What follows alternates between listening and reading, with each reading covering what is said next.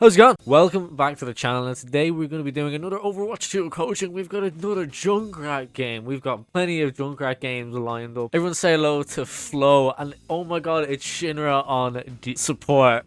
Yeah, not DPS. If you want to submit your own clips to be coached here on the channel, Google form is in the description. Go fill that out. And if you want to support the channel and improve the quality of the videos, go check out my Ko-fi, also linked in the description. But we're going to jump in today. This is a bronze game. Flo wants to get to at least silver minimum to be at least with their mates. So we're going to see how this goes. So bronze, I'm expecting to see sort of just lobbing bombs in the direction of the enemy. Maybe some positioning errors, maybe just some basic fundamental issues. So I don't mind this, just shooting bombs into these chokeholds. We're playing Samoa, one of the probably the best maps in the game, one of my favorites. We're jumping on point, which is fine. It's fine. You know, the enemy team, we're kind of like stood here like we're soldiers in World War I. We're just kind of standing here, not really moving, shooting at each other. So you jumping on point, I don't mind. Right, okay. So this combo works, but it really only works when you are putting it around the corner. The issue is you see the people are going to see that. People are going to see the trap here on the steps, and they're also going to see the glowing light of the mine, and they aren't going to walk into it. Now, if someone walks into it, this is bronze, anything could happen. If someone does walk into it and you get them, fair enough, but we'd want to be trying to place that around corners or placing it in spots people aren't going to really expect it or see it. So we know Torbjorn's on our side, he's pressuring us, so we kind of want to back out away from Torbjorn. We ends up getting us. He does walk into our trap though, but Torbjorn does end up getting us. We want to kind of stay away from Torbjorn as JUNKRAT. Torbjorn's like a little tank. He's crazy. He's like, I don't know. But he's really powerful. People sleep on Torb a lot, but Torb is really, really strong. We don't want to be in view with this Roadhog. That could have been very dangerous. We don't want to be sort of walking out front here. We don't want to be frontlining as JUNKRAT. Yeah, I am seeing just a lot of, we're just seeing a lot of bombs being lobbed in the view. I can't speak today. First video of the day. I'm just seeing a lot of bombs being lobbed in the general direction of the enemy. We kind of want to be trying to aim those, so kind of try to predict where people are going to go and shoot bombs in front of them, so they kind of walk into them. If you get those direct hits, you're going to be doing a ton more damage. Well, hold on, let me interrupt you there. My good friend, Playstyle Coffee over on Twitch, is currently hosting a donathon for a charity, Stack Up. Now, what is Stack Up, you ask? Stack Up is a charity using geek culture and video games to help promote mental health awareness and suicide prevention, specifically for veterans. I will leave a link to their Twitch page in the description, so if you guys can spare anything, go and donate, because it is for a good cause. Anyway, back on the video. Other thing, don't try staying in front of this Roadhog. This Roadhog is going to be very dangerous, especially once you do get into silver and you get to gold and you start progressing through ranks. Roadhogs aren't going to just hook you and shoot you and you're going to be able to get away. They'll place a trap, they'll hook you in, you'll get hit in that trap, they'll shoot you, they'll melee you, and you'll be dead in one shot. Roadhog is a very dangerous person for the likes of squishy people, especially without the likes of armor. So we're moving around the side along with our team. We'd want to probably stay on the high ground as JUNKRAT. If we can shoot down into the enemy, it'll be a lot better for us. We'll be easier to hit stuff. Going for the health pack. Going for a sort of flank. Just shooting bombs on the point. Not bad. Not bad. Now what we want to do is take high ground. Nice. We don't get them. We kind of hesitate to. We're going a bit too far. We want to run away. We just want to run away. If we can get that turret, great, but we want to we don't want to be around here. Or I guess it's fine because the whole enemy team is gonna leave us alone, which is fine, I guess. If the enemy team are just gonna leave us alone, hey, go for it. Run away. We want to stay high ground. We want to stay around that high ground. The point. It'll right. Pushing around the back of the enemy. Are we gonna riptire? Yeah. Huge. Huge. I'll take it. Huge. Yeah, get that Mercy. Get her. Unfortunately, we won't look for those direct hits. Cool. We managed to win that. We managed to get a really, really good riptire. We don't want to walk out to the enemy team spawn though. We want to come back a bit. Nice pick. Nice pick. Push back. No, run away. You get him. Hell. All right. I guess we're just gonna chill here. I think we're gonna keep him here. We're gonna get this point. Epic, right? So this is bronze. Things don't work like they do in sort of higher ranks. So what I will say there, so a lot of that stuff you were doing, it was working here, sort of the walking out in front of the spawn, kind of being really aggressive, kind of like running at people and just... It works here. It won't work as you start to get higher. So we want to kind of try remove that bad habit before we get there. We want to be taking the high ground position. We want to kind of be trying to only get picks if we know we can get them. So playing this point, lob, we're going for a flank. We're going to jump up in the middle of the point. That's we want to run away. Torbjorn can't hit us, but he does get us. He walks up and right clicks in front of our face. So I wouldn't have said jump straight up through the middle here. I would have said even just like kind of peeked here a little, shot a few bombs in, then ran away. But if we want to even just sit behind this wall and shoot over, that works too. You could do that. Right, we're going in main again. We're going to jump into the air. Mauga's on us. We want to run away. We don't want to be in front of Mauga. Yeah, just back out. Back out. Right, we're going around the side here trying to get a pick on whoever. We're taking damage from behind us and we just kind of ignore it. We don't even turn around. Moira is just on us and we just ignore it. One thing I would want to say here is when you put your mind down and you jumped up here, another thing you wouldn't want to be doing, because you're going to have the likes of, if that Ashe was any better, she's just going to look at you and snipe you. And then that joined with the damage from a turret, you'll die instantly. It's not worth it. So yeah, we kind of just took damage from behind there. We didn't react at all. So as you want to be looking for those sort of distant flanks, places you can lob bombs into the enemy from a safe distance. It's where you will mainly see all your damage come from. If you can just kind of chill out in the back. What happened? Did Moira just like blip us? We get blipped by Moira. That's so unfortunate. Well, that's another thing. We probably shouldn't have been on the health we were on there, and then jumping into the air on the health we were on. Probably should not have done. We probably should have just chilled out in the back here. Maybe sat behind this corner and lob bombs onto the point. Lob bombs on the point from here. Maybe even if you want, chill out here and just lob bombs up. Even if you want to be in here, just lob bombs up here.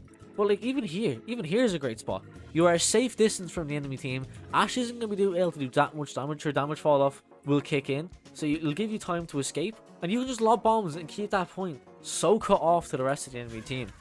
So what happened to our mine? It just despawns. What happened? We managed to get quite a few kills there. Nice kill on the Mauga. We don't want to walk in a straight line at anyone as well. Walking in a straight line will get you killed.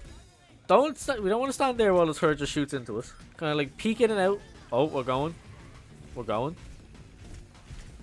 Unfortunately. Oh, I didn't mean to skip 20 seconds. I would have probably just detonated that. I probably would have just found Moira and detonated it on Moira, or even just detonate it into Torbjorn. Maybe you use your ult and you need to look for the big pick. It's a lot. You see it happen a lot. People save their ults for if they can get a big pick, they can get a bunch of kills with their ult.